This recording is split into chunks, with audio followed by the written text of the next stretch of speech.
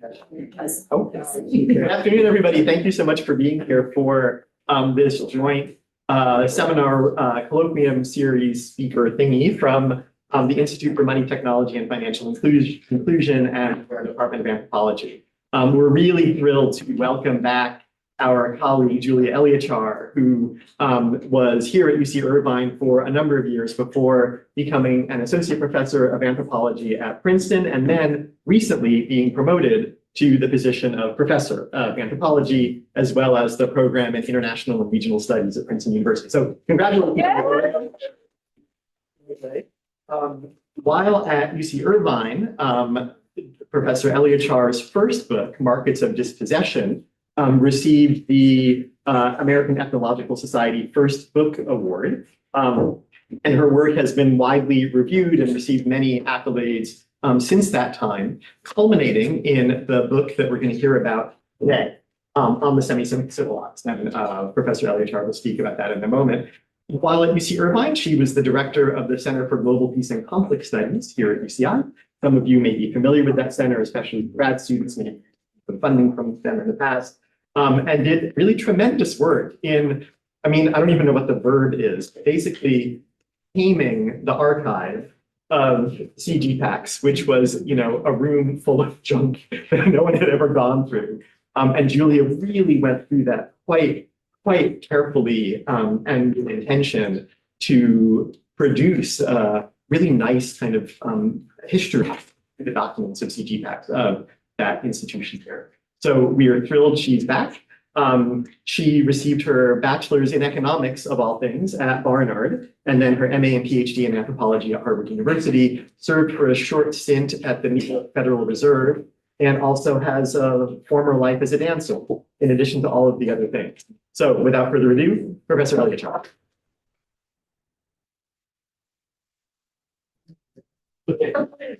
Hey, everybody, I'm so excited to be here. And I have to say, Bill, we still have to do more with that CG pack sort of. I still have some paper we have to finish up. Everyone, I'm so excited to be here. UCI is still home to me, and it's really exciting to see friends and colleagues and people I don't know. First, thank you to IMTFI, which was lucky to be part of at the beginning and still thrilled to have a minor association with, and to Bill Maurer for inviting me. And thanks to the Department of Anthropology and to Jenny Fan for organizing everything with usual grace and efficiency. So today we're mainly going to talk about this book called On the Semicivilized Coloniality, Finance, and Distributed Sovereignty in Cairo, long subtitle. So I sent a chapter around, in addition to the introduction, that it's mainly focusing on finance from various angles, since this is IMTFI. I don't know if anyone looked at any of the stuff. If you don't mind, I'm assuming no. Did anyone look at any of it? No. Okay, I'll assume no. Bill did. Okay. So, and today I'll talk a little bit more about some other things of the book as well. But first, I want to tell you guys how I arrived at this project, which was a long time in the making. And it started with some archival documents and also stories from my forebears in Palestine, and then turning to ethnographic material, mainly from Cairo, from 2013 to 2022. And then I've always been inspired in my writing when I try to do historical anthropology, whatever that means, I still don't know. But his admonition to anthropologists to locate our ethnographic objects in time. So which means not that we're historians, but how do our ethnographic objects that we're studying extend back into time and then forward? So for me, that's been focusing on what I call global infrastructures of mobility and finance that were anchored in the Ottoman Empire, and that shaped what I call in the book a semi-civilized condition, and which have been increasingly visible and urgent to consider in the world today. And I'll get to that because the stuff that I'm talking about in the book actually is pretty relevant to the war going on right now. So let me jump forward. Oh, it's a double-sided. Okay. So this notion of the semi-civilized was first associated with the barbarian as a pretty ancient concept, and the nomad in 18th century theory of stages, or stageal theory, the notion that's very familiar to all of us, and we critique it as anthropologists, but that society goes through stages. You know, there's primitive, and then it develops on up through stages. That got absorbed also into Marxism, historical anthropology, and then anthropology in different ways. The notion of the semi-civilized, which was for a time a legal category of international law, international private law, was very important in the making, unraveling, and then reconstitution of global order after World War I. So today, it's more than 100 years after the treaties of Versailles that ended World War I, set up a new world order, dissolved this Ottoman Empire, more in a moment on that, and it's a whole bunch of extraterritorial treaties with the Christian West, more on that in a moment. The issues that arise from that dilemma are still shaping the world that we're living in today. So I turned to this notion of the semi-civilized, not like from doing history of thought, even though I love to do history of thought, but rather it helped me think through a set of problems that preoccupied me first as an ethnographer and also as a student of intellectual history. But also starting from there, from this weird concept of the semi-civilized, which was marginal to my thinking and a couple of versions of what became this book. It allowed me to step outside. I found also some binaries that we still live with in anthropology and other disciplines, like colonizer, colonized, you know, civilized, primitive, that have shaped colonialism studies, post-colonial studies, and anthropology, and to revisit some concepts in histories that were set aside as like out of date, semi-civilized certainly being one of them, but that I found were really useful. So for me, this became what David Scott has talked about as a problem space, and which Scott uses to talk about moments when things are changing historical conjecture that demands reevaluation of prior understandings of the relation between past, present, and future. So I think we're living in such a moment in which, again, this outdated concept emerged as a generative place to think about all kinds of questions. So let me jump forward here to this Ottoman Empire. So that's where we are. The material I'm talking about is pretty much between here and here. You know, just between Jerusalem and Cairo, the stories that I'm going in. But so this shows various phases of the reach of the Ottoman Empire, and we'll refer to some of it. So I first heard stories about Cairo there, where I did most of my fieldwork as a graduate student, and I lived there altogether for about 4 years and have been going every year since, in the 1990s, back then. But I first heard stories about Cairo from my grandfather, who was born at the turn of the 20th century in the old city of Jerusalem, like his own forebears before him back to 1500. He and his male siblings and cousins regularly moved around the Arab cities and throughout the Ottoman Empire, so all around this area. They were educated in Beirut, Damascus, Cairo, and Istanbul. As Palestinian Jews, they studied Talmud. They memorized the Quran also, which was typical of anyone, Christian, Jewish, or Muslim living in Palestine at the time, spoke Arabic on the street, Ladino, the ancient Spanish that the Sephardic Jews spoke in Andalusia, and used Ottoman Turkish in official correspondence and French in matters of commerce. Cairo was not his home, but it was a place where he was at home and where relatives lived. It's where he got engaged, and they would go move back and forth. He left Palestine for the United States in 1929 amid escalating conflicts with the British mandatory government in Palestine. And again, more on that in a second. He was a lead engineer on a project to build a road from Jerusalem to Bethlehem. He had refused orders from the Jewish Agency for Palestine to fire all the Palestinian Arabs working under his supervision and to hire European Jewish settlers instead. Letters between him and the mandate engineer detail their fights over staffing, who decided who would be workers, who had the right for that, and over all kinds of issues of civil engineering, like what would be the angle and depth of a culvert. And with the threat of litigation hanging over him when he refused to follow their orders, he left for the United States. This inheritance in history shaped me long before I learned much about it. I started to write about some of this stuff while I was still here at UCI. Gabi Schwab and I were doing a writing group with some history, family history things, and so I started this here, but I wasn't working on it. But it somehow kept popping up. I was a student of economics, like Bill said, and political economy. I worked at the New York Fed, like Bill said. And during my postgraduate study at graduate school, I wrote a master's thesis on the Ottoman public debt administration. My PhD dealt with questions, again, of debt and finance, stretching across boundaries of the state, international organizations, and informal economy. I lived in Jerusalem for 4 years, Cairo for 4 more. And then only over time, some lines emerged across projects I thought that were really different that shaped this book that we're talking about today. So that road from Jerusalem to Bethlehem that I mentioned above was just one of many infrastructure projects underway in Palestine, Egypt, and the Eastern Mediterranean at the time. Roads, railroads, and canals had long connected different regions of the Ottoman Empire and beyond. And as many as you know, and anyone following the news today, this hasn't really gone away. It was a key terrain of contestation that intensified with World War I, and then with the defeat and piecemeal demise of the Ottoman Empire, culminating in its dissolution in 1921.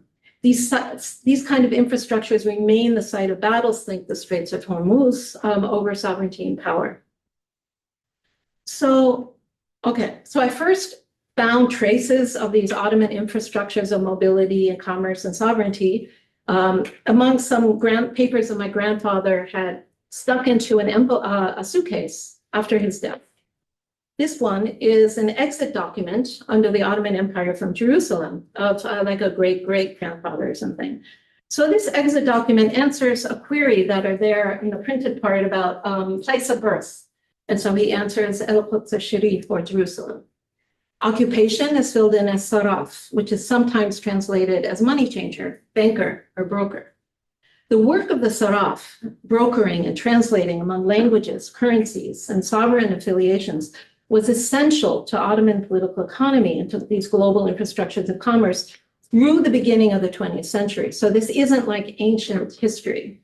The saraf was a person, but he was also a function in a system of generalized finance that was characteristic of this Ottoman world that has been called an empire of debt, in which debt was generative of state capacity for a long time until, let's say, it became constrictive of it. But just to note here that debt can have, I know a number of you in the room are working in debt, so it's not necessarily evil, as we know, but just to put that in a lighthearted term. But it was generative, it was used to mediate state function, and was not a sign of something being wrong for a time. Now, here's another exit document from Jerusalem. This one is from 1917 by the British Occupied Enemy Territory Administration in Palestine. It's typed in English. It has a new category for tracking governance in Palestine. Nationality is a new word that didn't exist in the Ottoman Empire. And this one is filled in as what? Local. What could that mean? So by 1920, 3 years later, the government of British Mandatory Palestine was in place. So the way that the British mandate controlled Palestine and other parts of the former Ottoman Empire, the French got other regions. And so then when this became the official government, the documents were printed in English, Arabic, and Hebrew. And the same query about nationality reappears. The reply remains the same, local. And I'll leave that. And the whole question, if anyone in the room is interested in talking about how these Palestinian Jews become Israelis and that whole process, I'm not focusing on that here, but if anyone's interested, happy to talk about it. But here, local means what? Took me a long time to figure it out. Local actually means people who are subject to the local rule of law. In contrast to those who were known by the 19th century as Barabis, or those who benefited from extraterritorial privileges, that long word that I mentioned before, rights in the Ottoman Empire, and were not subject to the local rule of law. So long after, this was a particular legal structure, and I'll lay it out in a moment, but local then becomes a status of what sovereign you're attached to. Long after the local disappeared as a legal category, it remained salient in daily life. And the notion of being grounded in a place or territory never disappears. In Palestine, you can think of Rana Barakat's notion of belonging to the land, or collective goods or practices in popular neighborhoods of Cairo that have been documented by some brilliant sociologists. So in all of this mess, I have the archival stuff going on in one place. I have fieldwork I'm doing in Cairo in another, and then my interest in Ottoman history on another. Things started to congeal with a convergence of the ethnographic and the archival, the conceptual and historical that shapes the way that I wrote the book. Okay, so let's get to the ethnographic. So here we go to the ethnographic present, the more ethnographic scene. We're in the ethnographic present here is 2018 high. And I was having supper with friends in an apartment in a Cairo neighborhood of Munira. We go out to a small balcony as the sun is setting to enjoy the view and the air and to watch people walking the bustling streets lined with stores, offices, and apartments. These buildings in those rooms were occupied by clerks and employees of different state ministries during the day in many of these buildings. But as we're looking on, then already by 2018, we were thinking about and chatting about what had been, what was about to come after the 2011 revolution. The 2013, there was a coup, a military coup, in which the current government by General Sisi seized power. And all of these buildings, all of these streets, and all of these apartments were supposed to be emptied out. The word had come down.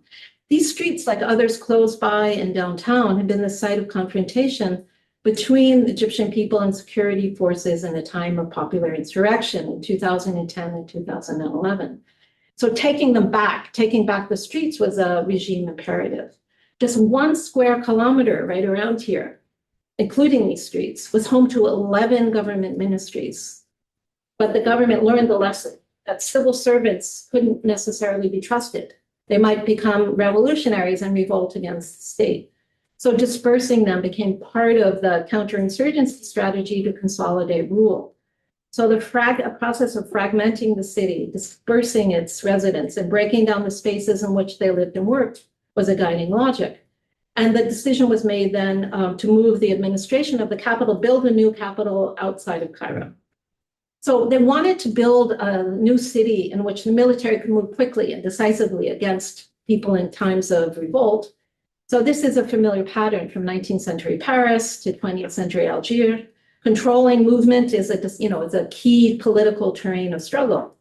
So in Cairo, rather than, let's say, widening the street as Napoleon III did in mid-19th century Paris, they emptied. They first occupied and then surveilled and then emptied out the streets. So you have different phases. First, the streets are emptied and policed, and they become first a step of them becoming real estate, and that will become increasingly important in the years that go by. And so these buildings had been owned by the public sector. They were state buildings. And this public sector had been built up in the early 1960s through the nationalization of assets that were controlled by those same people who were extraterritorial, who had the privileges to own property and to move money around in a way that was not subject to local taxation and rule of law. And this had created a kind of a structure or problems in a time of consolidating nation states. So I'm going to say a little bit about these Ottoman capitulations, which is the matter of international private law. Probably a little esoteric for most of you who are interested in matters Middle Eastern, but think about this as it's early corporate law. So think about, this is the Levant Company. This is not England, so, let alone Great Britain, that doesn't exist yet. I'm talking now in like 1580. And you have first one guy who goes, there's a guy named William Parbourne. He was a spy and he worked for the Muscovy Company, and he goes for Queen Elizabeth I, who wants to turn that backward island of England and export some of its wool and get into this incredibly rich and powerful place so that they could try to do something to develop, they don't use the word, but to make something of their backward little island. And so she sends this guy, he gets a treaty that's signed with the Ottoman Sultan, and to whom this English dude is just like, whatever, he's just another person of a very familiar type, because people are moving through all the time. And the way that they're dealt with in empire, which is not a state with boundaries and passports, it's an empire, they have what are called domains, is how it's usually translated in English. And people get privileges to move through, have commerce, conduct commerce. Sometimes they stay for a while. And there's buildings that are dedicated just to housing them, cons or different, and that's a whole other story. So they look like just another guy. And then once this gets set up and the agreement is signed, and there's lots of cool stuff for anthropologists to look at of gift giving and the exchanges and how they get along and the way that they play with language and performance, but they make an agreement. So Elizabeth I then makes the Levant Company. It's a chartered company. And so there's treaties then that get set up with England. France did before, and then increasingly the Christian nations of the West, which is how they were called then. And it's then between corporations and the Ottoman Empire. So it's some of this stuff is interesting if you're thinking about corporate insanity today, or of of Peter Thiel or someone setting up their own sovereign little island somewhere. There are a lot of resonances with what was set up in international law at the time. So under the theory that prevailed there was something that was called personality of law. And this goes back to the Roman Empire. So rather than you get a passport of the state you belong to, your sovereign connected to the sovereign of the place where you were born. And when you move around, you keep that sovereignty with you. So wherever I go, let's say, Julie, I'm born in New York City. So wherever I go, I'm American, that makes sense. But let's think in the Ottoman Empire, let's say if I'm moving through as a Frenchman or as Persian, then whatever is going on with me, I'm subject to, first of all, taxation and anything in commercial law. But also, if I do something wrong, I won't be thrown into a local jail. I'll be dealt with by my home sovereign. So this is personality law. And so the sovereign moves through space together with you. And this is also associated with another term I want to point to because I think it's relevant. It's Ottoman as if, but it's called individual sovereignty. In other words, where with nation states, we assume that there's sovereignty. That's the Weberian definition of the state, right? There's the one state that Westphalian sovereignty, or there's all of the theories, at least even for all of us sociologists, anthropologists, we study all the ways in which it doesn't work. But at least theoretically, sovereignty is homogeneous over a homogeneous territory, theoretically. There's a whole other tradition of individual sovereignty, where by statute or by theory, it's designed that different aspects of sovereignty is handed off to different actors. Often it could be finance, or it could be military, or it could be something else. So this was the theory that went together with this embodied sovereignty. This wasn't anything that was anomalous. So what to do with this? The Ottomans, like I said, had treaties with the West, to the Christian West, since 1580, if we go back to the English. And so they were, and then later on, a little bit later in the 60s, it gets incorporated into international law formally with international treaties that are made. So they're clearly a part of international order. And they're in Europe. We don't have that map anymore, but this is Europe. It's like at the height of the empire, it's a third of the European continent. But what to make sense of them? So international lawyers really struggled with this.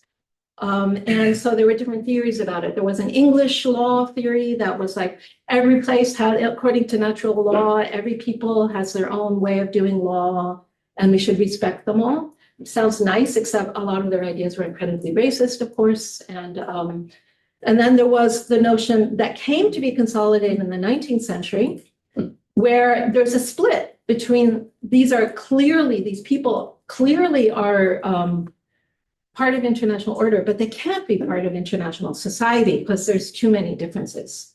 They're just not quite like us. So that comes to be the notion, and that is the beginning of this notion that gets written up about the semi-sovereign. So for anthropologists, it's clear to them, and all of the theories when you're reading kind of non-biological racist theories of a developmentalism in society, they have, they're not primitive. They have a state, they have a sovereign, they have religion, they have markets. So they're not primitives. So they're this semi-civilized category. That's how that comes to be.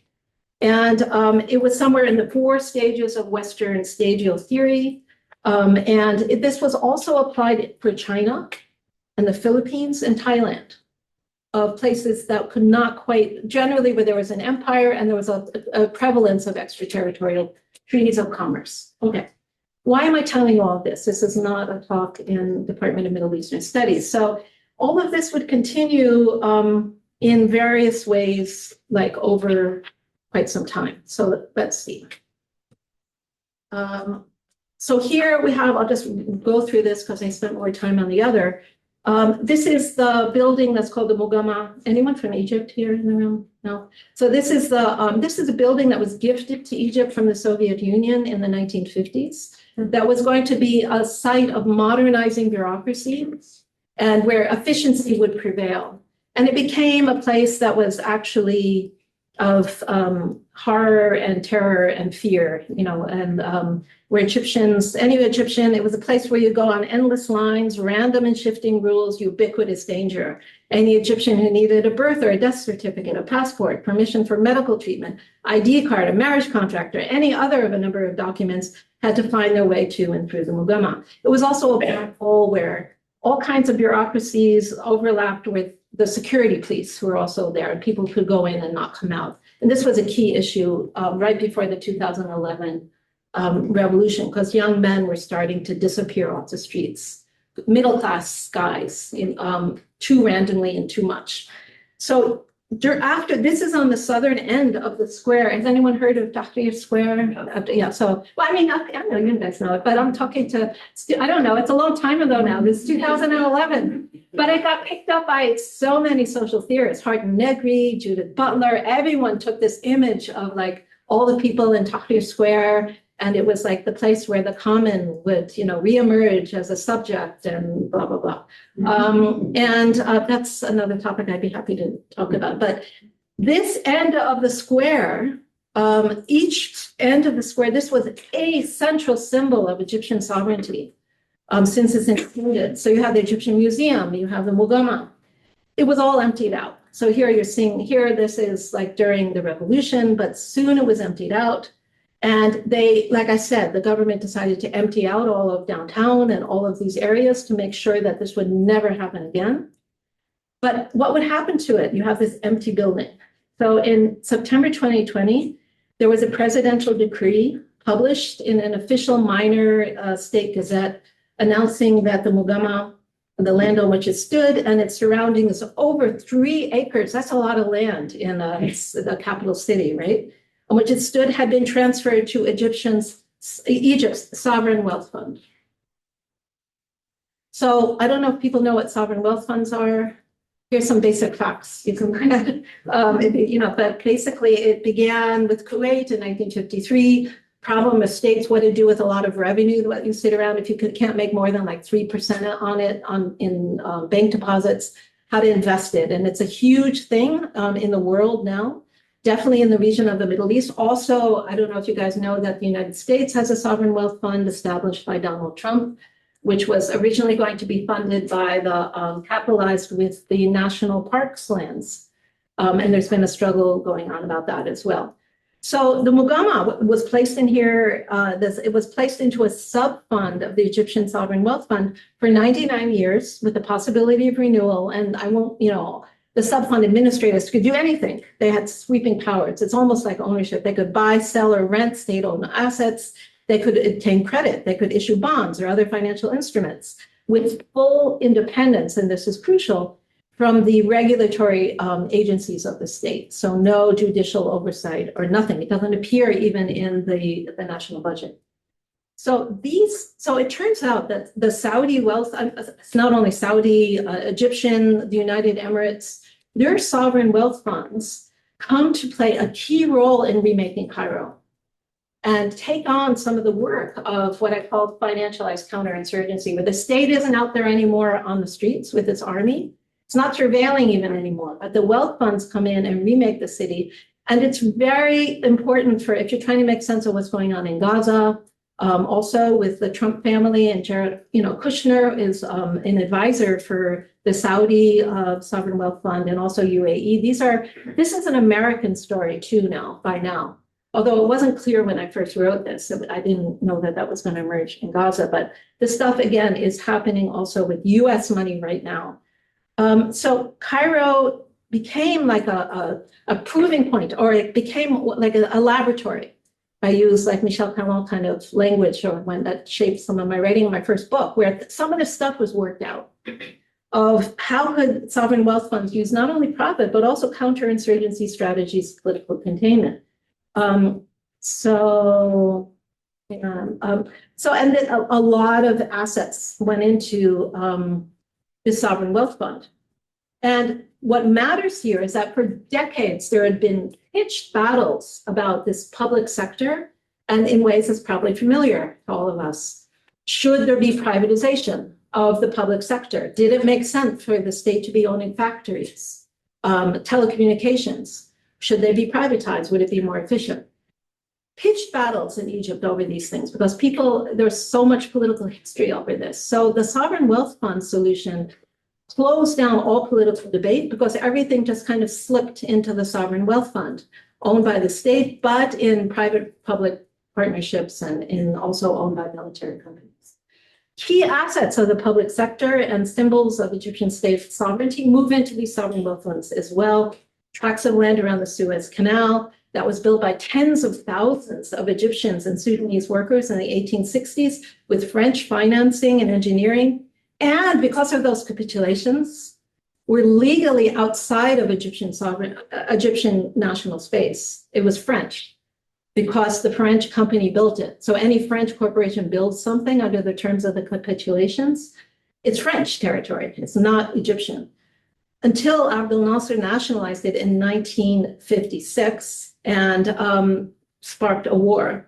That was the war that the tripartite war of, or depending on how you call it, but the war, tripartite war of aggression. And many would say that people are talking now about Hormuz being the US 1956. So many people track the downfall of Great Britain with a complete misunderstanding of the stakes of the Suez Canal, what was going on there, and how much they offended the Egyptian people and Gamal Abdel Nasser, the leader who could get everyone on the street when he spoke and who like made fun of the equivalent of the World Bank at the time. And everything would stop. So that a lot of analysts will now say that like is the Strait of Hormuz the like 56 moment. We follow the social media on it. So all of this, yeah. So by 2022, 66 years after Abdel Nasser nationalized the Suez Canal, the Egyptian government said our focus now is to work on attracting Gulf investments because Egypt is in economic catastrophe. And so the strategy was for quite some time, just try to get investments from the Gulf. And it switched from getting investments. It switched away from the World Bank that might make demands, or the IMF, to this capitalizing or handing over a portion at least of control over the asset to the sovereign wealth funds of other states. So what would happen then to this Mugama? You see here a new beginning. So yeah, this is what happened. It was announced in 2022 that the Mugama would be remade as a luxury hotel through a consortium branded Cairo House. A final shape was announced in February 2025. It would be a Cairo House hotel owned by Marriott International as one of its elite top-tier hotels, featuring 500 rooms, bless you, and a swimming pool on the roof. So, okay, what time am I? Let's see, I'll go until quarter of, would we say? Okay. So let me step back for a minute to where I began. Categories, remember I said that the semi-civilized was linked to the category of the barbarian, which goes way back before the rise even of the category of civilization. It comes from ancient Greece.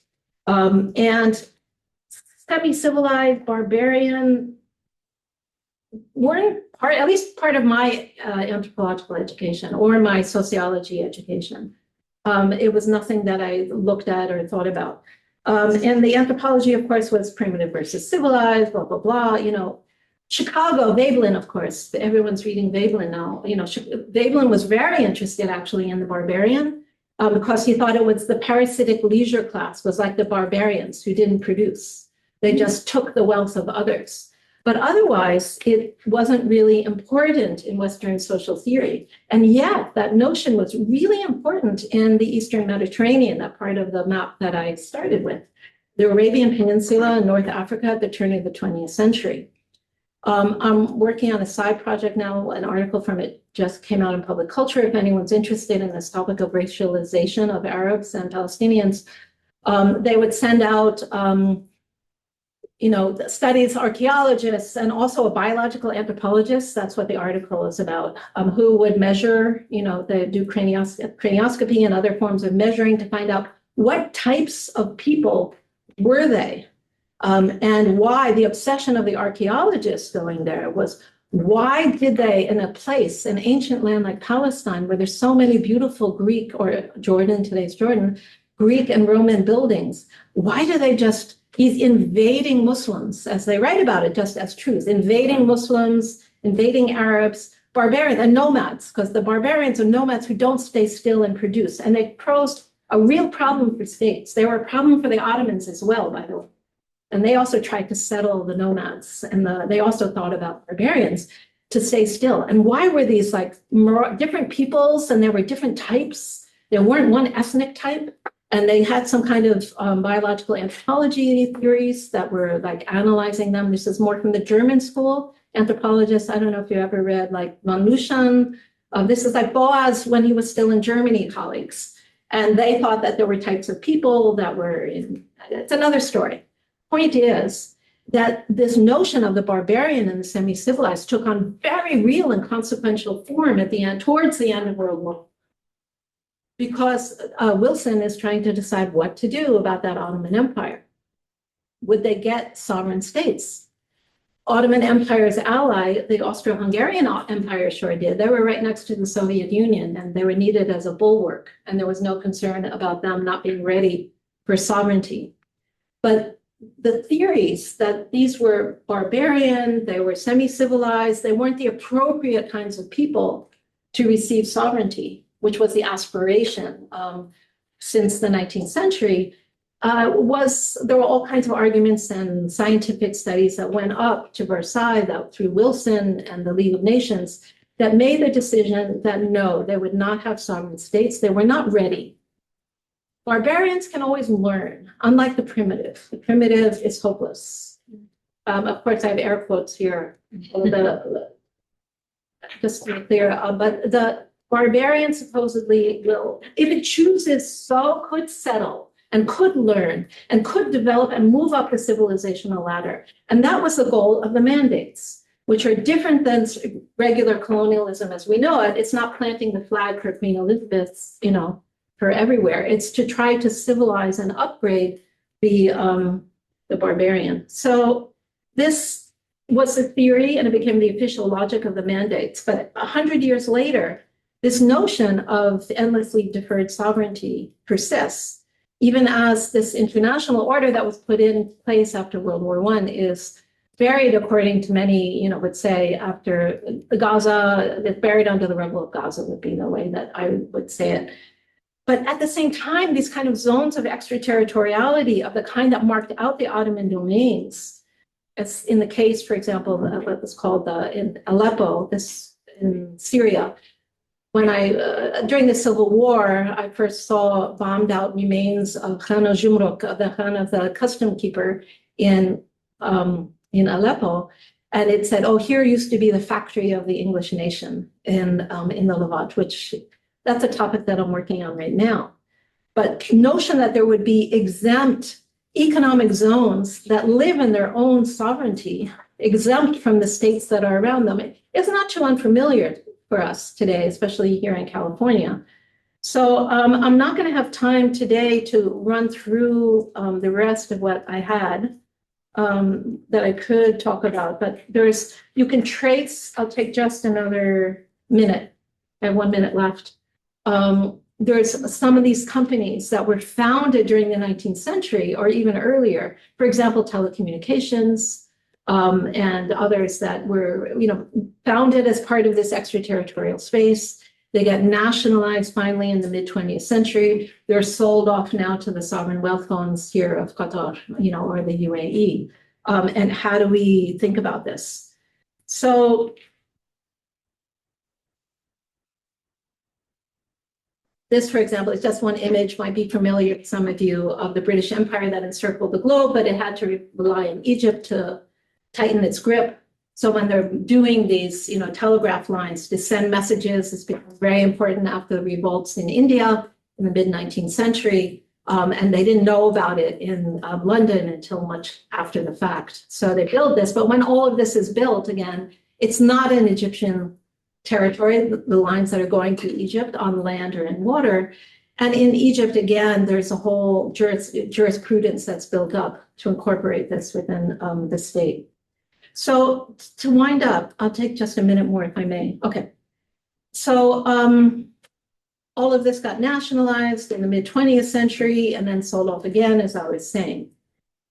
So what I want to say to close up, though, is that I brought up a lot of terms today. I've thrown a lot of terms: extraterritoriality, individual sovereignty, and I counterposed it to the model that we have, let's say, in a Barbarian definition of the state, with a homogeneous nation state, the territory over which the state exerts a monopoly of of legitimate.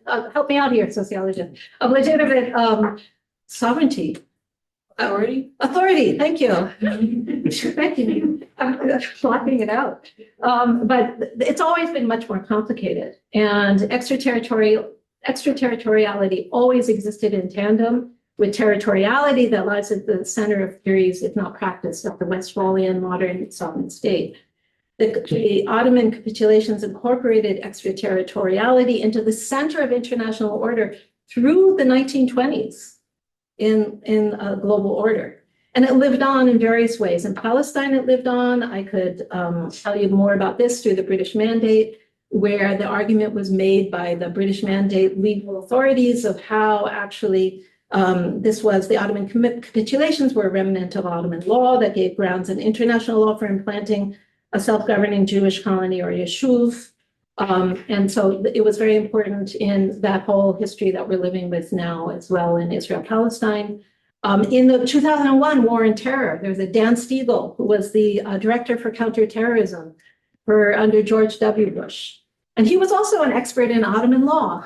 Who knew? And so he argued as well for the legality of extraterritorial modes of governance and torture outside of the military proper. In other words, you could set up zones where people would be brought. And this is carrying on in this tradition of extraterritoriality. And so there's so many ways in which it continues on, and it's interesting to think about with the Peter Thiels of the world, et cetera.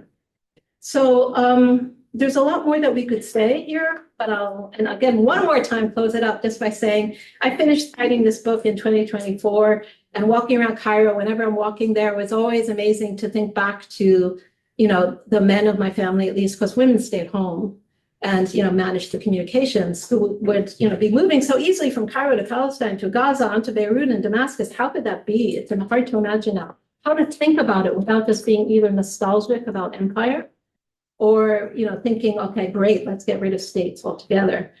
But we're living here, just showing here my partner who I worked with, Assam Fauzi's his name, who's like an amateur archivist and historian. And so all we're just doing is, with so many other people, trying to gather traces of some of this history, some of the ways it lives in the present, and make sense of it in multiple fashion. And I invite just your questions at this point, although I could go on for another hour. Thank you so much. Thank you.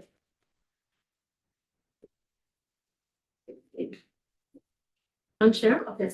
Okay. Great. So, questions? Did I take on those? Yes. And I'll monitor on. Any questions? And I invite anyone for whom, if you have something you feel is a silly question, please ask it. I promise it isn't.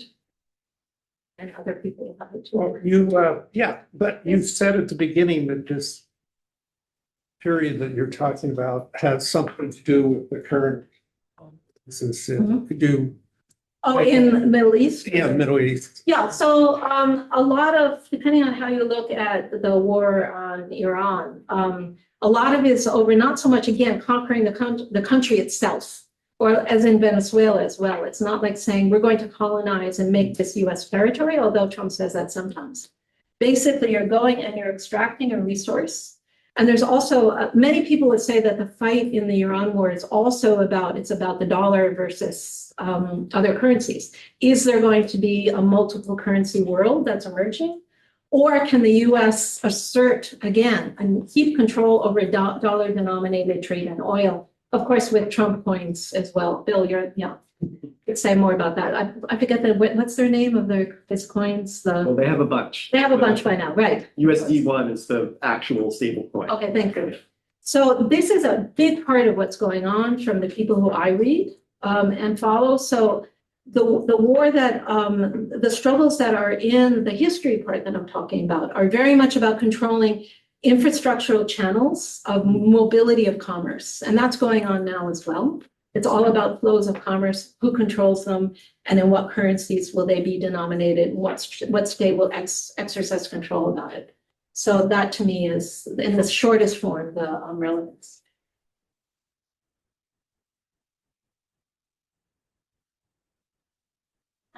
Thank you so much, Julia. As a sociologist, I had two other terms that came to mind, which was semi-periphery, periphery, core, right? So I guess semi-periphery, and then also underdeveloped. And I just wanted to ask you a little bit about the semi-civilized work that it does for you conceptually. And also, you know, as a sociologist, I would think if there are people that live when you come and visit next time, read your book, is that something that they would embrace? The notion of semi-civilized when you discuss their place of origin and work and lives. I'm sorry, you talked about the semi-periphery and underdeveloped. Yeah. Okay, thank you. Great question. So semi-periphery, of course, world systems theory, which is, there's parallels in that you're thinking at a global scale. And so there's a lot of semis that run around. And usually when I give these talks, people are, often like, what about this semi or that semi? So yes, in that there's clear, and it's obvious, other people have said this, there's a semi, it's not so simple as primitive, developed, underdeveloped, of course. And that I just ran roughshod over, all of world systems theory, Wallerstein and everybody else.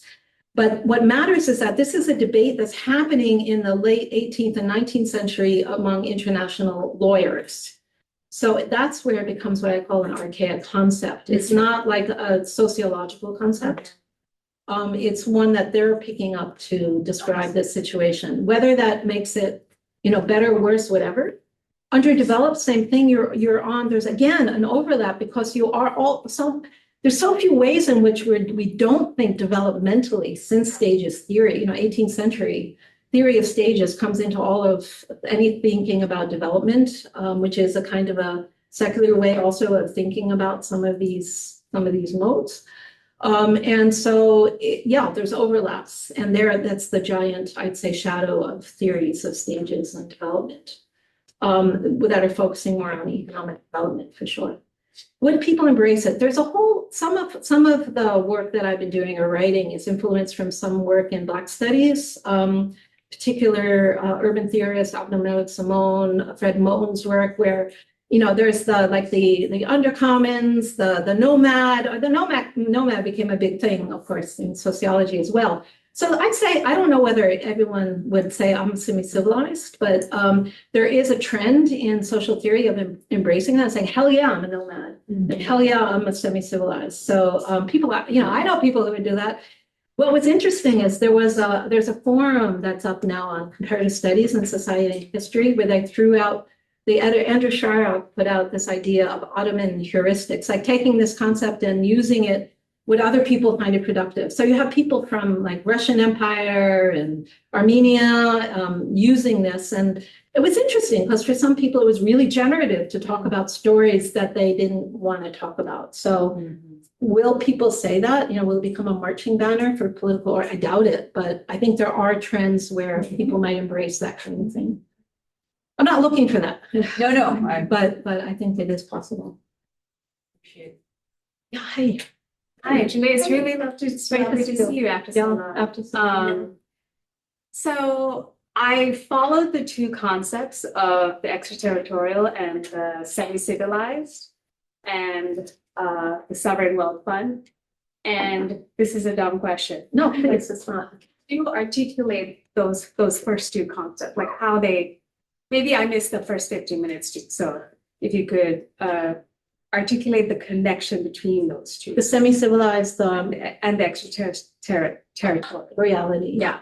And the sovereign wealth fund. Okay. Well, yeah, No, I'm happy to do that. yeah. So the extraterritoriality was often the key characteristic that jurists or increasingly in Western Europe would think about as a reason why there could not be sovereignty granted.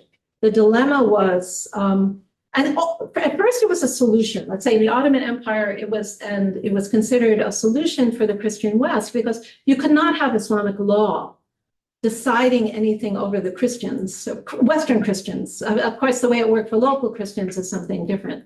But in the West, you would see that anxiety of the fear of Islamic law. So in that way, it's a solution. But also, it became then a marker of something that was not modern, because you had these slices of territory that were not under the sovereignty of the state. So it became, in some, when you read in the history of thought, it becomes, well, they're not really modern. They're not a sovereign state in the way that we're familiar with it. So the two become, it becomes like they become interlinked in that way. Semi-civilized work for me was, again, it was a term that was associated with extraterritoriality, which is a more stable concept, let's say, in the history of thought. And it's a what would you call it? A legal technique, or I don't know. Just help me out here. Okay. Yeah. So, no one goes around saying after they used it. I mean, I dropped that term, semi-civilized, is something that no one really proclaimed in international law after, the Ottoman Empire is gone. So it's a remnant. So there are different kind of concepts. One is out of date. The sovereign wealth funds are interesting to think about because they're linked to the state, but they're also moving and investing in the shaping space, also in capital cities outside of the state to which they are linked to. So for me, I find it very generative to think about sovereign wealth funds in connection with this longer history of extraterritorial commerce. So that's the link for me. Does that make sense? Yes. Okay, thanks. One and then two, yeah.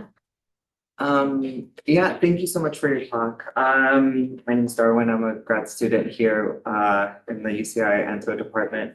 When hearing you talk about semi-civilized and this category, I kept thinking of Hertzfeld's crypto-colonialism. Yes. And so does that are you differentiating it? Because I think for him there's a specific status around places that were not colonized. Yes. But there is that economic element. So I'm wondering how your concept differs or how you deal with that concept in the book.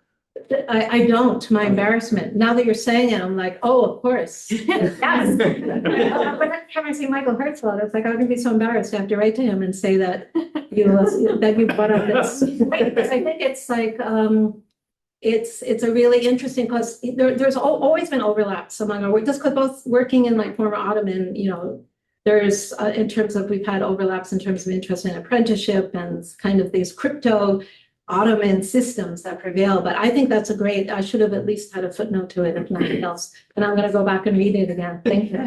Thank you. Yeah, I know it's not your focus, but I would like you to say something more specific about how do the Palestinian Arabs historically become Jews? You mentioned that. Wait, you mean Arab Jews become Israelis? You said become Jews. Then mea culpa, that was wrong. I misspoke. Okay. So there's, what I'm looking at, and would that then be relevant to what you're? Yeah, you could still elaborate, but that clarifies. No, I just spoke. Thank you for catching that. That would be terrible to have, and especially if it's recorded. No, there were Jews. In my family, that part of my family, are Jews, or chief rabbis. Please, I feel terrible that I said that. That's, the point is more of those who are local, because it's interesting, those who are local, and in that, it's a particular historical moment when local Palestinian Jews, Arab Jews, as they would call themselves, and it's a big thing now, Arab Jews is a big area of research as well. There was a time in the late Ottoman Empire, they really identified as Ottomans.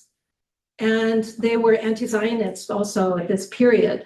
They saw these European settlers as foreigners. In my own family lore, like I grew up believing that the word Ashkenazi, which is European Jews, was a curse.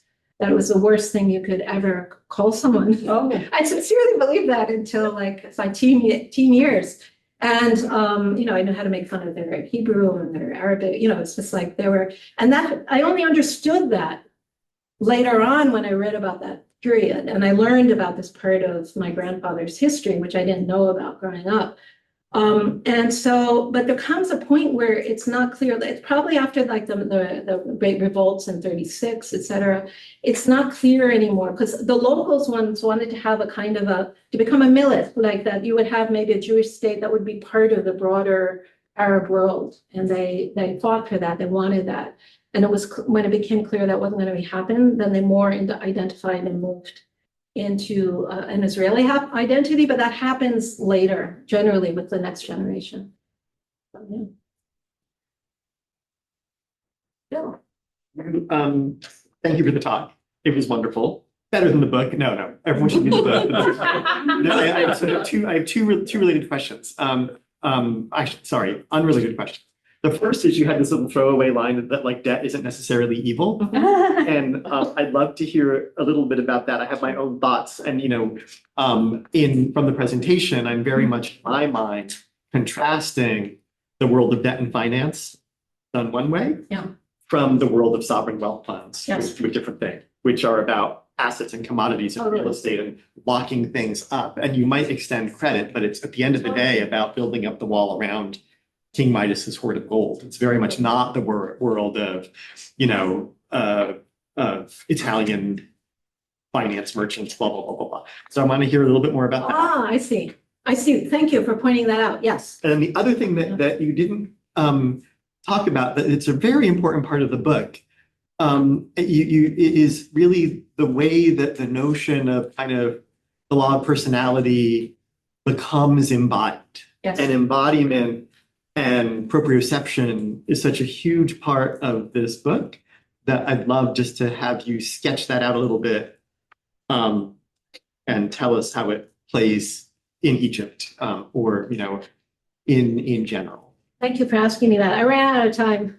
I was blabbing on about the Ottoman Empire too much. Thank you. These are great questions. So yes, sovereign wealth funds are very much about capitalization, about creating capital and blocking things off. You put it well.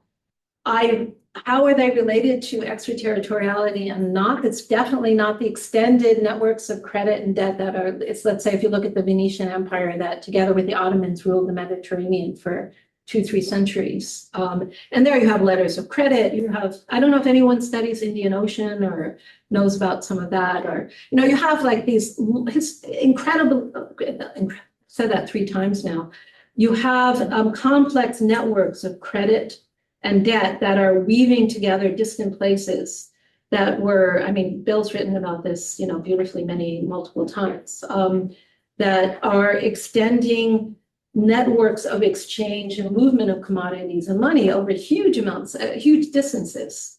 And that's part of what gets learned, first by the Portuguese and the Spanish, when you have also the Inquisition, and they start to move out, try to occupy some of the Arab techniques of commerce.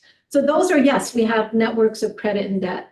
I have to think about that more, Bill. It's a great question. What I'm thinking more about is this, that there are zones of economic activity going on in investment that are not in or associated with the sovereign state in which they're based. But I haven't worked this out well yet, so thank you for asking me and pushing me to think about it more. Maybe we can talk about it more. And then, yes, so in the book, a big part of the book is something that, again, came together late in the game, as often happens with writing an article or a dissertation or a term paper or whatever, or which is that I had this strand in the history of thought, and personality of law. And I've been writing, I published a bunch of articles on embodied infrastructure, social infrastructures of community channels, came out in the 2010s. where I always bumped against this historical problem that I couldn't solve yet of the capitulations. That's why that book took so long. So it turns out, or what I argue in the book, is that the fact of where you have a system of embodied sovereignty and this kind of individual sovereignty where people are with their communities of who rules them, whether you're local, not local, there are kind of embodied infrastructures that might develop over time that are, I think, all I'll say for here, because we don't have enough time, is that it meshes together in a really neat way. And in the book, it starts with field work that I did in Cairo that was looking at things like how people move, how do you get across the street? How do you people tossing lighters to one another across moving 6 lanes of traffic, or how people who are from the same local community, Shabi culture, know what to do with each other, how to help each other, how to support each other, not to romanticize it as everything's wonderful, but there's a very embodied way of acting and moving together that persists and is an essential part of life. More recently, didn't have time for this. I started thinking about this in terms of proprioception, which is how we know where we are in space, how I know that my nose is here when I touch it, and how I know before at least iPhone, before everyone was plugged in, like how to walk down the sidewalk without bumping into people, gets disrupted in a time of unstable ground, tremendous political transformation.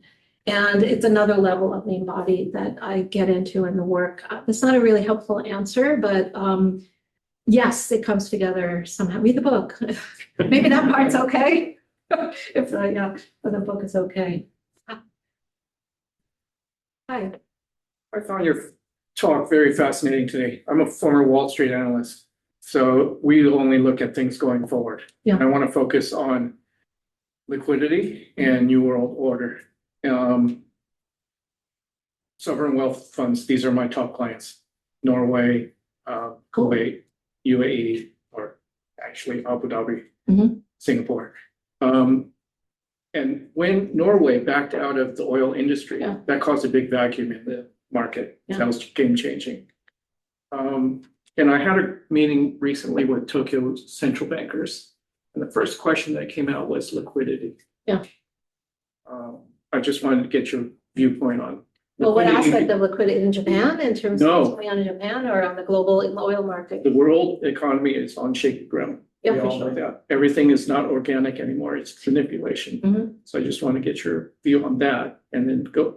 Next question is on the New World Order. I'd like to interview you after this talk. Right. But the only things I can say in terms of, I agree, I mean, we can say, yeah, we're on shaky ground in terms, I don't know. I'm trying to understand and make sense of what's going on. I can say that. I think this war is very much about the New World Order. It's totally what it's about and what's being fought out. The talk isn't about this, and I'm not an expert on it. I'm just an amateur reader of it in light of the research that I do. But, it seems clear the US has not come out of this in a great way. It does have some echoes with Great Britain in terms of its place in the global world order, but this is the moment that we're living in of tremendous flux and change. And so I'm not saying anything here that will be helpful to you, I think. In terms of liquidity, you should talk to Bill Maurer. Maybe I don't know what I would say, except that, I find it, this is what I'll say. I'm a historical anthropologist, so I do like to look at history. I find tremendous resonance in this period. And from thinking from this place that's outside of the frameworks that in academia we were thinking with for a long time about colonialism and post-colonialism, and this world in which kind of militarized commerce was the norm in a commercial society is incredibly helpful for making sense of this world. Liquidity, I can't make that a good comment. Okay, so just coming back to New World Order, Saudi Arabia is the girl that's sitting in the corner of the pub. And they're pivotal in terms of which way the petrodollar goes forward. How do you see that one? Again, I'm not an expert. I'm not an economist. I'm just an anthropologist. So I don't know that I can say anything coherent. I mean, I'm an avid reader of, financial Twitter and social media on finance, but I have no insights beyond from what I read on there. it's just not clear what's going to happen. I just think things are still really in flux. I don't have anything going. I'd be more interested in hearing what your insights are. I would just say that it's not clear what's going to happen with the UAE, which is what's involved also, it seems clear now, also in directly bombing Iran. Whether the Gulf states are going to be broken up as a unit, whether the alliance with the US, it's all in flux still. I think that's all I can say. Well, just a footnote. I traveled recently in China and there was a big sign, "Thank you, Mr. Trump, for making China great again." Thank you. Sure. They're very That's polite. a new world order.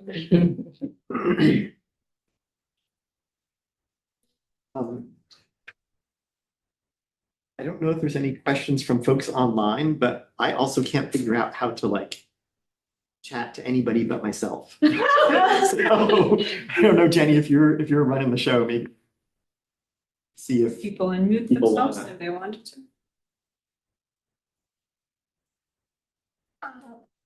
So much for this wonderful talk. I just feel there's so much I'm still absorbing, so I'm not asking a formed question, but more the whole project is so so stimulating for I'm a third year grad student in anthropology here.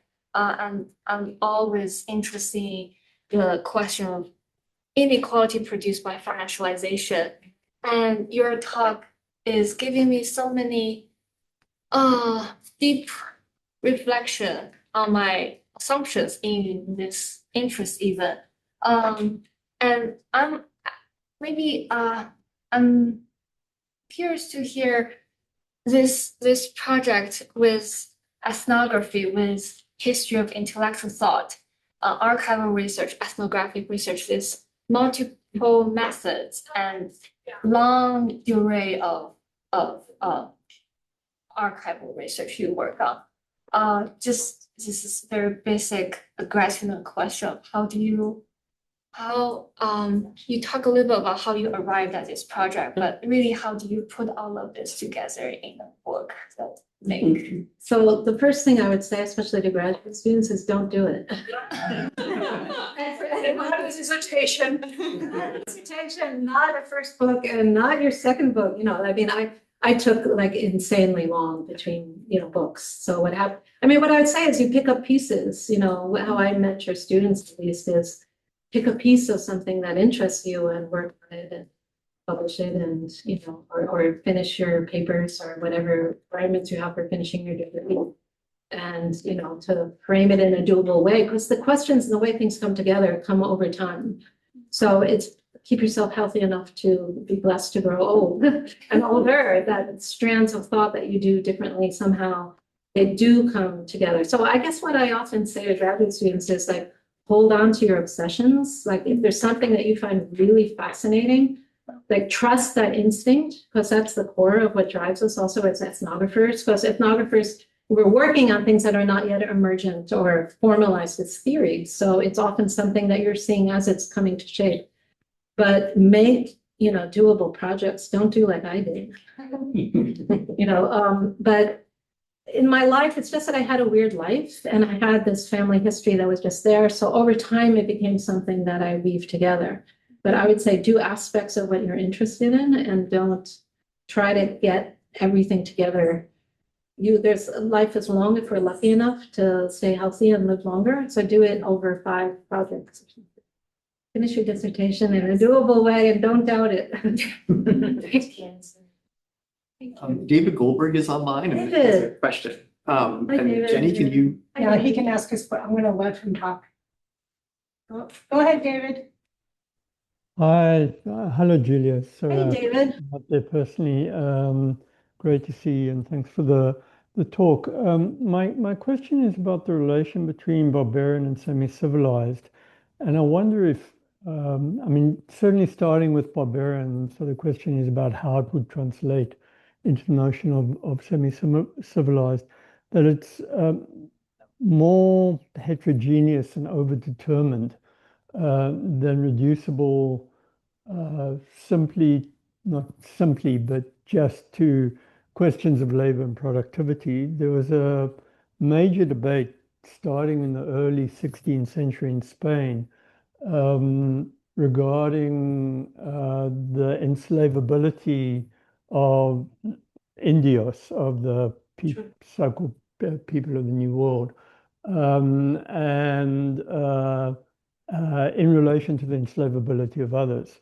Now, Africans were regarded as fully enslavable precisely because they were heathen and unsalvageable, right? Not subject to salvation.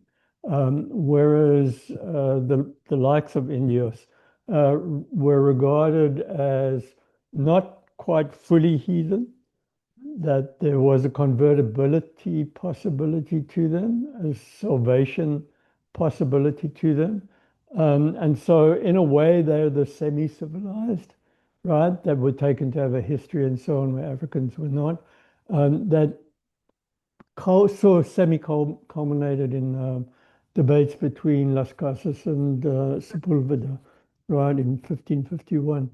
And so I wonder, I mean, given that history, how that then translates also into the notion of the semi-civilized, right, that is layered with conditions of, you know, in a way, the people of the Middle East, Arabs, and so on, were still people of the book, Abrahamic religion, and so on and so forth.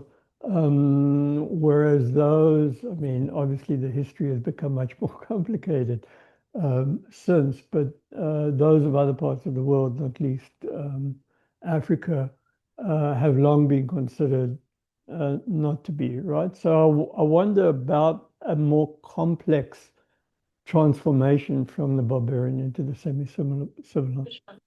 Thanks so much, David. That's a great question.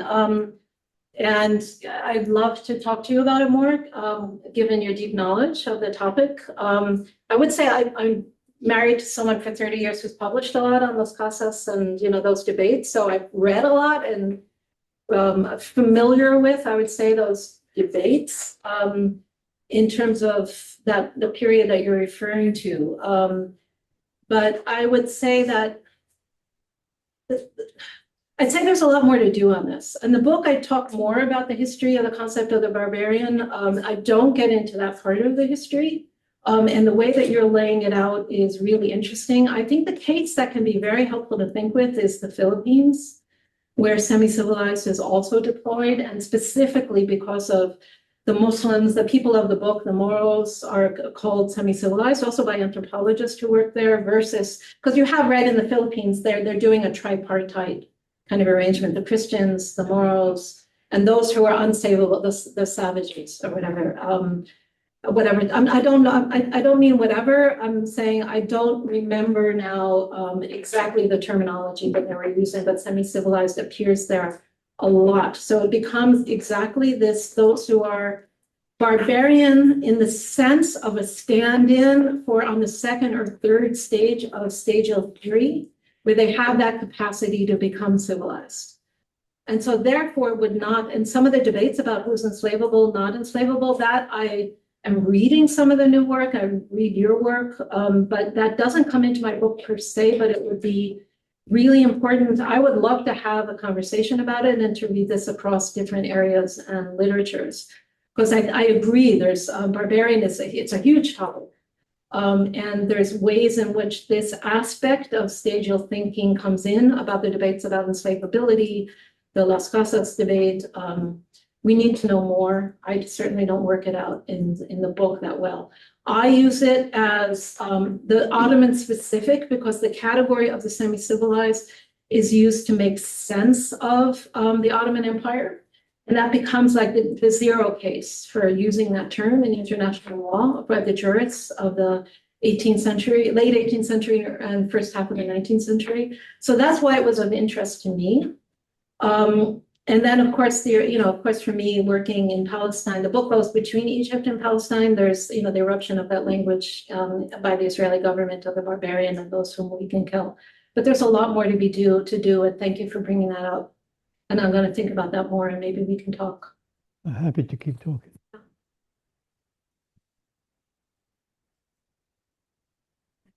Hi, my name is Emil Gott. I'm from the University of Copenhagen. And I have a couple questions. The first one is a question that I just haven't been able to let go since you started talking.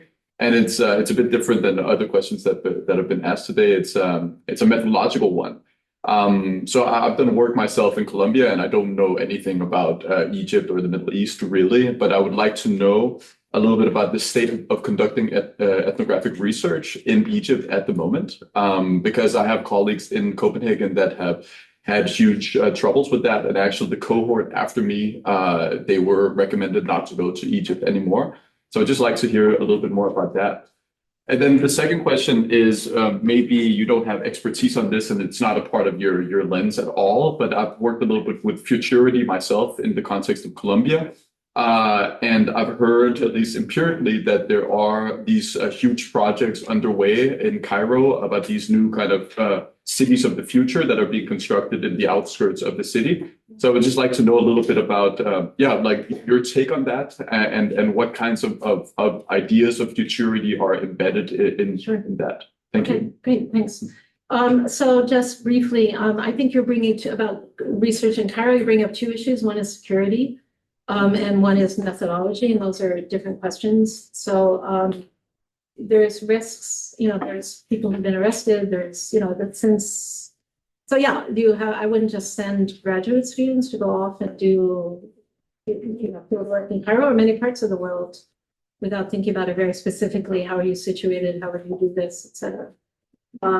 So, and the irony is that when I was a graduate student, it was like the safe place. So everyone, me, Saba Mahmoud, Charles Hirschkin, like there's a whole generation of anthropologists who all were in Cairo because that's where we went. It's the stable place that would never be at risk as opposed to Syria or Jordan or Lebanon.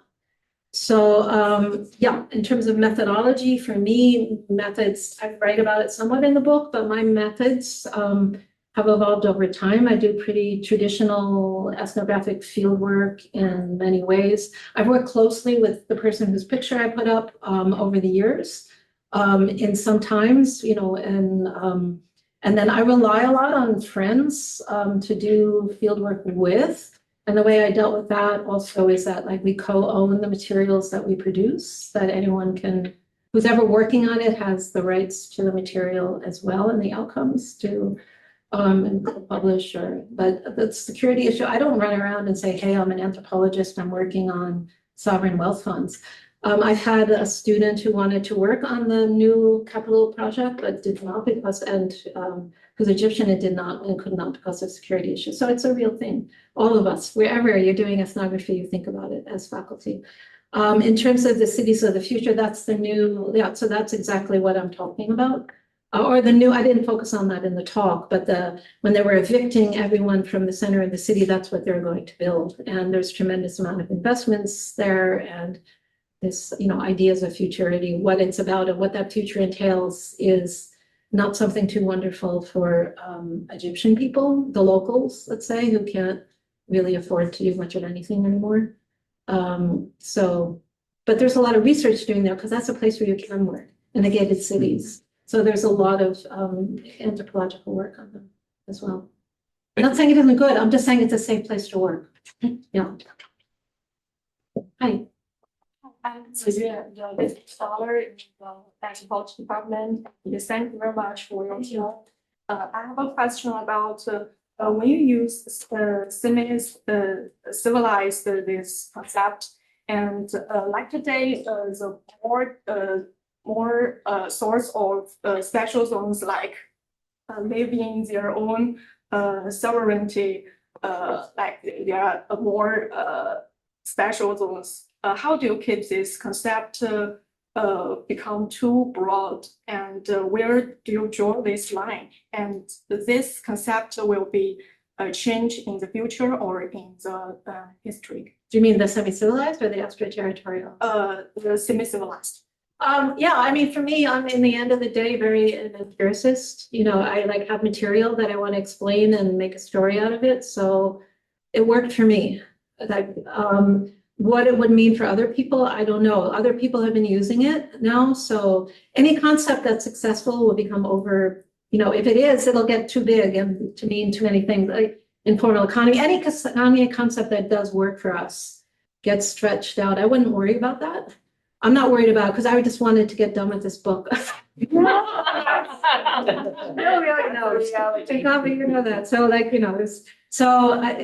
that's my concern. I'm not interested in like founding a school of thought or making a concept that other people will, use. That doesn't motivate me. I'm not saying that's an illegitimate thing to want to do, to like make theories and propagate them, but it doesn't motivate me. So I'm just not worrying about that right now. I have critiqued it. My dissertation was all about critiquing informal economy as a concept that meant too many things and it was not useful. So as a graduate student, it's really good to find those things, those concepts that are overextended and critique them. And at the same time, you develop your own research and your own project. So those go in tandem. So, I don't know if that's what you wanted to hear, but that's all I can say. Oh, another? One more, and then, two, we have two, yeah? You guys are still like awake. Thank you. Thank you so much for your talk, Professor. I think I'm sort of curious I like the connections that you made every now and then to contemporary affairs, and I'm sort of trying to think through the tendency you sometimes have about like using the phrase of history repeating itself, or like trying to draw parallels from historical stuff to contemporary things, which I think has its advantages. But I'm wondering, in the case of like the ongoing moment in the Middle East and how Iran is sort of being portrayed, there's, to some extent, perhaps we can say there's like a reproduction of like semi-civilized narratives. But I'm also wondering what, according to you, might the harms be of, interpreting current moments as like rehashing of history, or just like, oh, what happened before? It's similar now. Sure. Can I ask what your discipline is? Sorry, yes, political science. Political science. Oh, okay. That's interesting. So again, I find it useful to think about use the past, think about the present. It just helps me. I'm an anthropologist, so I'm focusing on problems in the present, but the past is part of how I make sense of them. So yeah, I mean, of course, that's Orientalism. It's like, oh, it's the way it's always been, those Arabs or those Muslims or whatever, that part of the world. Orientalism is a static way of viewing reality. But I am in the work also, I'm kind of interested in continuities. I'm guilty of that, as opposed to marking abrupt ruptures. So I'm not, that's all I can say. I mean, I think it's impossible I'm not saying that now is just like 56. But it's helpful to think, I find it helpful and illuminating to consider them together,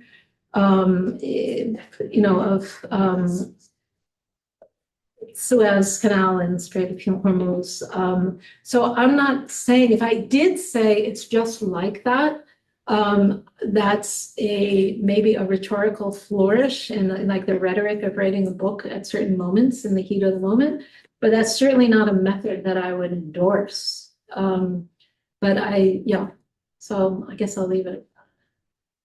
But I don't know, you're making models of the present, or do you do historical political sociology, or? I see myself as interdisciplinary, like historicizing stuff. Like I always define myself as I'm interested in questions of politics with the methods of anthropology, which sort of brings me here. So I'm all over that. That sounds great. But yeah. So. Again, a last question. Okay, yeah, very short. I think it was early in your talk on the relationship between state and finance through sovereign wealth. Yeah. I just want to hear more about you said it's to challenge the homogeneous idea of state and authority, but what else about studying sovereign wealth fund is telling us on state and finance, their relation here? More broadly, maybe just how does it enrich our understanding of financial capitalism? Okay, so that's a lot, and I'm not using the concept financial capitalism in the book, so I won't reply in terms of that. Okay. I'll just say, again, I'll give a kind of empirical answer that sovereign wealth funds are incredibly important in the case that I was studying and in the remake of the region and the global economy right now. So they were there, so I want to understand them. I don't know that I have a good answer. Help me, am I getting tired? So, the, I'm asking too broad a question. well, I restate one part of it, so I know which to latch on to. Maybe the relationship between state and finance. Okay. How they work together. Oh, okay. Well, I mean, I would just say there that it's incredibly variable and studying in the particular case that you're working on. I can't make a meta statement about it. I think that's that, I don't know. I'll leave it at that, I think. Yes. Is that okay? That's really loosey-goosey way to end things. but We're out of time, so. So you can continue to work on it. There you go. There you go. There you go. That's it. Yes, please continue working and let me know what you come up with. Yes. Keep the conversation. Okay, let's keep the conversation going. Thank you. Perfect transition. Thank you so much.